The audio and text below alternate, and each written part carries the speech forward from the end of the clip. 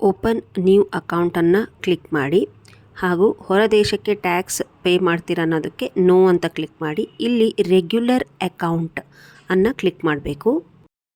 ಇಲ್ಲಿ ಗ್ರಾಹಕರ ಮೊಬೈಲ್ ನಂಬರನ್ನು ನಮೂದಿಸಬೇಕು.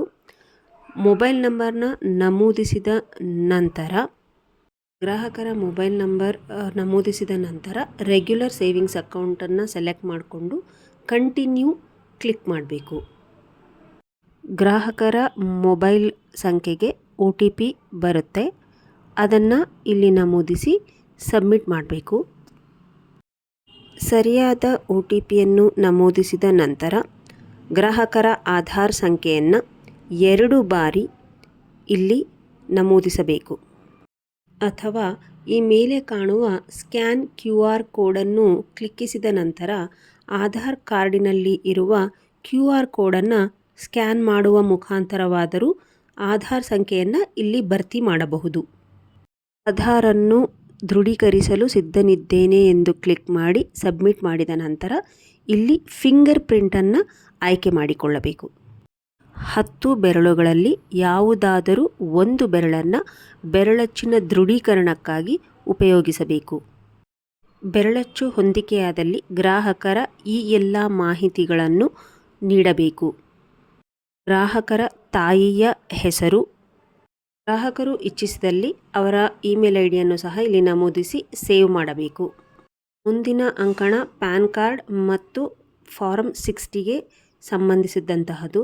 ಗ್ರಾಹಕರ ಕೃಷಿ ಆಧಾರಿತ ಮತ್ತು ಕೃಷಿಯೇತರ ವಾರ್ಷಿಕ ಆದಾಯವನ್ನು ಸರಿಯಾಗಿ ನಮೂದಿಸಬೇಕು.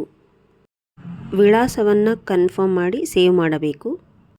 ಈ ಅಂಕಣದಲ್ಲಿ ನಾಮನಿರ್ದೇಶನವನ್ನು ತಪ್ಪದೇ ನಮೂದಿಸಬೇಕು.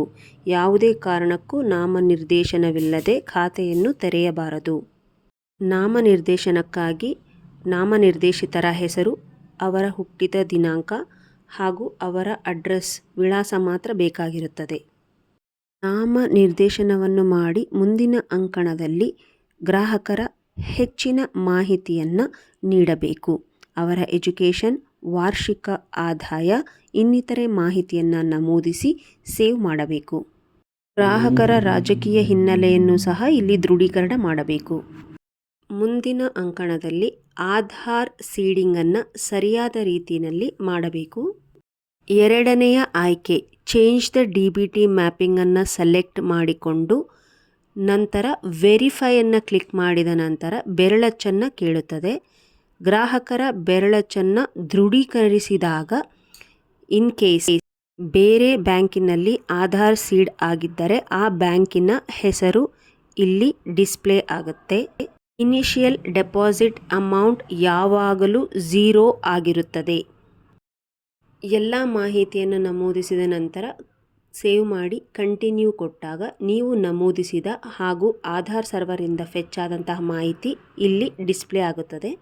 ಅದನ್ನು ಗ್ರಾಹಕರಿಗೆ ತೋರಿಸಿ ಅವರ ಬೆರಳಚ್ಚಿನೊಂದಿಗೆ ಮತ್ತೊಮ್ಮೆ ದೃಢೀಕರಿಸಬೇಕು. ಗ್ರಾಹಕರ ಬೆರಳಚ್ಚು ಹೊಂದಾಣಿಕೆಯಾದಲ್ಲಿ ಯಶಸ್ವಿಯಾಗಿ ಖಾತೆ ತೆರೆಯಲಾಗಿದೆ ಎಂದು ಅವರ ಖಾತೆ ಸಂಖ್ಯೆಯೊಂದಿಗೆ ಕಸ್ಟಮರ್ ಸಂಖ್ಯೆಯೂ ಸಹ ನಿಮ್ಮ ಅಂಕಣದ ಮೇಲೆ ಈ ರೀತಿಯಾಗಿ ಡಿಸ್ಪ್ಲೇ ಆಗುತ್ತದೆ. ಅದನ್ನು ಅವರಿಗೆ ಬರೆದುಕೊಡಬೇಕು.